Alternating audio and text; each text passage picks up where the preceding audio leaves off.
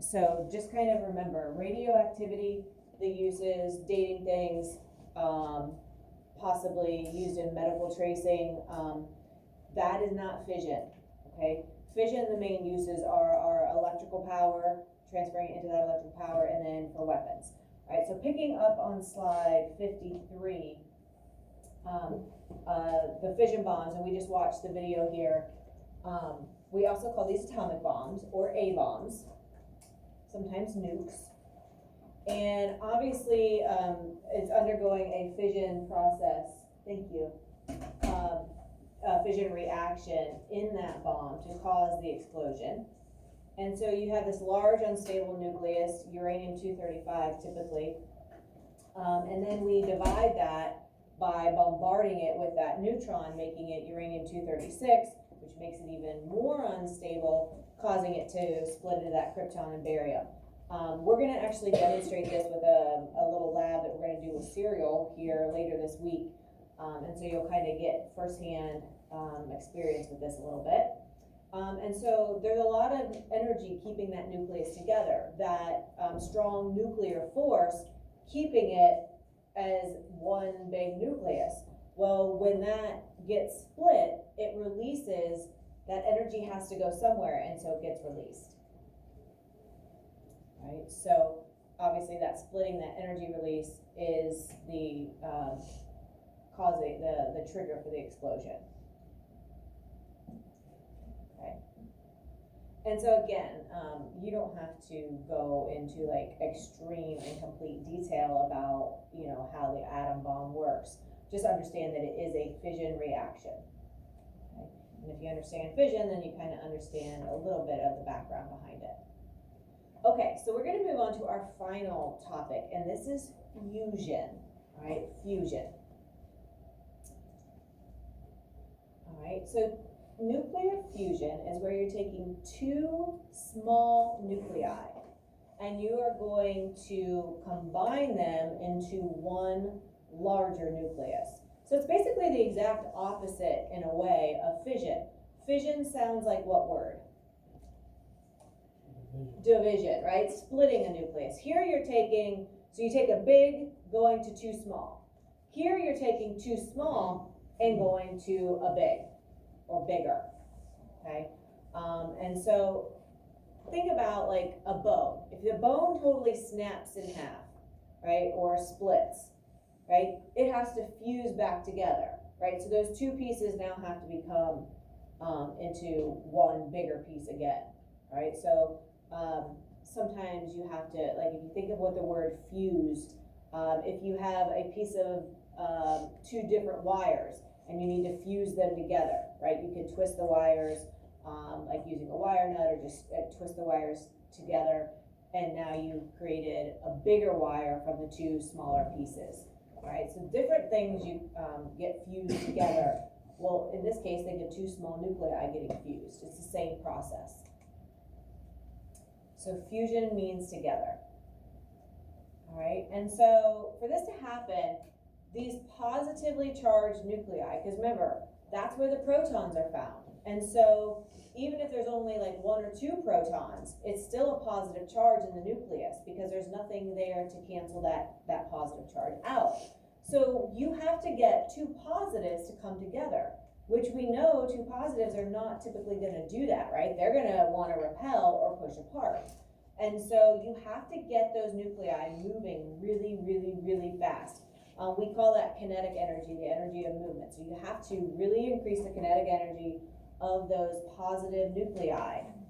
And more kinetic energy is directly related to temperature. We're going to have a whole unit on this, but basically that's what happens as you increase temperature. If you rub your hands together. Thank you, Garrett. Way to start us. What happens? What do you feel?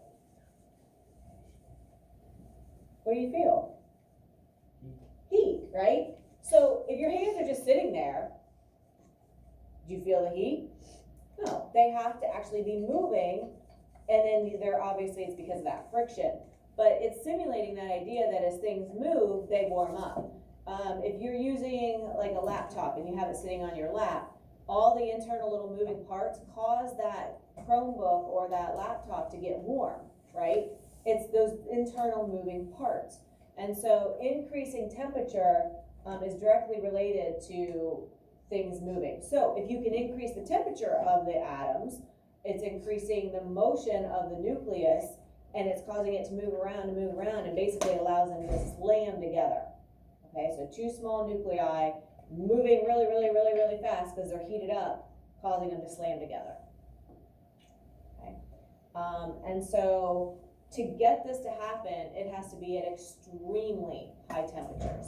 Now, there is nothing like radioactive or no nuclear waste or anything with this process, which is awesome, right? The problem is the temperatures are so high to have material that can withstand the heat needed to cause this to happen, is the difficult problem here. Now, this process is actually happening naturally in every one of our stars. Right, so nuclear fusion is the energy producing process taking place in our sun, which is a star, and every other star in the universe. Okay, so hydrogen coming together to form helium, and then you can see free neutrons are released from that and energy. So as they slam together, then that energy gets released and sent off, and it's strong enough obviously from the sun that we can feel that same energy here on Earth. So extreme amounts of energy released. And so the core temperature of the sun is about 15 million degrees Celsius, and at these temperatures hydrogen are going to fuse together to form helium. Remember, hydrogen has one proton. So if you take one proton and one proton, fuse them together, now you have two protons or a new element, which is helium, because it has two protons.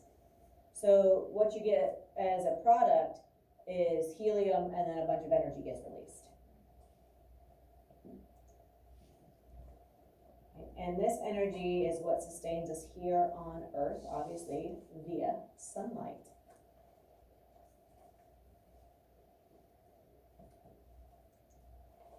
Okay, and so as the sun ages, there's going to be less and less hydrogen and more helium, which obviously makes sense because if you have a bunch of helium and then they're fusing together in nuclear fusion to form helium, wait, did I say that wrong? You have a bunch of hydrogen and then they're fusing together to form helium. Obviously, at some point, you're going to get less hydrogen and you're going to end up with more of a concentration of helium. And so this is why suns have like a life cycle, or suns, stars and the sun have a life cycle. Right, so they're going to naturally go through this. Now, it's a very long process, so it's not like we're in any hurry of our sun, dying out. But at some point, if there's no more hydrogen, then there's going to be no more fusion happening to form helium, and then that sun will start to decay or kind of start to die. Okay, and so. The main thing to remember with fusion is this is the process that's taking place inside all of our stars. And the most important star to us, our sun. Right. Hydrogen fusing together to form helium. Right. So the key is you get small nuclei combined to form new elements. And again, this is how the majority of our elements on Earth were created. Because if you remember the periodic table, as you go across left to right, you keep adding one more proton. So as you combine hydrogen and hydrogen, you get a helium. You combine helium with another hydrogen, right? And then you can get your lithium. So again, the process just continues until kind of like we have what we have. Okay. So it's a pretty simple process, really, the idea. Okay, so you got two small nuclei fusing together to form a larger one. A lot of energy gets released in that process. That's fusion. Just think of what the word fuse means. How do you fuse something together? All right, so now this would be an amazing power source, life-changing, right? Because there's no radioactive material to deal with. No dangerous waste to have to get rid of. Okay, it's not radioactive.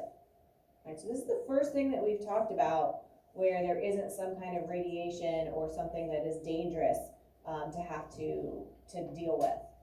Right? Problem is the heat that's needed to naturally cause this to happen.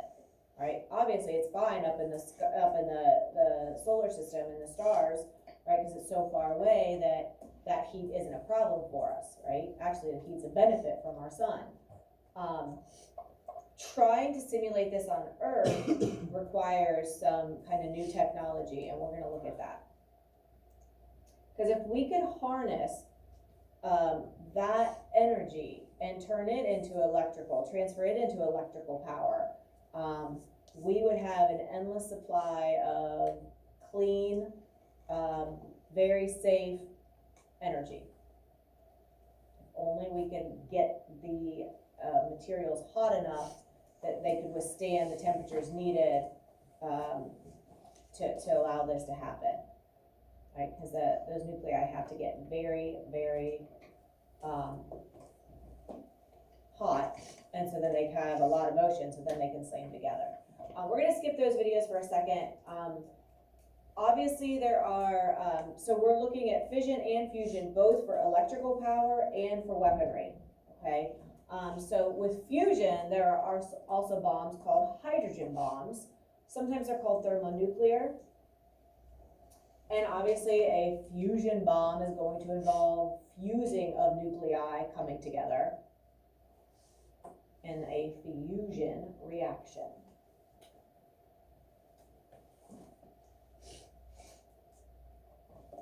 Okay. And so this means you have two isotopes of hydrogen, typically a deuterium and a tritium, where you have two neutrons, one neutron and two neutrons. And the nuclei have to move really, really fast. And this is going to have to happen at extremely high temperatures. And so this is the main problem, obviously, with these fusion reactions.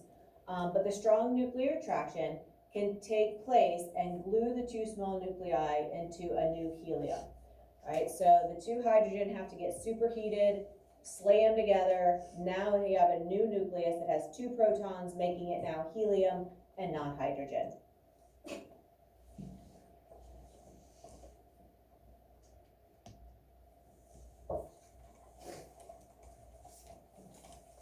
Okay. And so the new helium has less energy than the original two hydrogen isotopes did, and so energy can never be destroyed, so this means it has to just be given off.